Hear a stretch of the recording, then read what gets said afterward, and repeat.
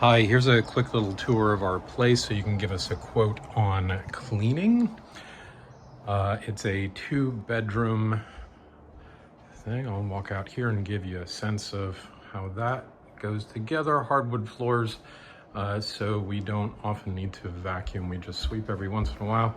We do have a cat, so every once in a while we need to clean up a little bit of cat hair, but we have a Roomba that takes care of it mostly for us.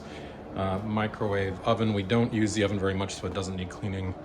Back around this way.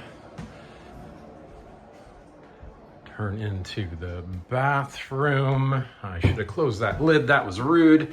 So not a very big bathroom. We probably do need a little bit of scrubbing. We use the hard water spray on it every once in a while, but it does get a little nasty.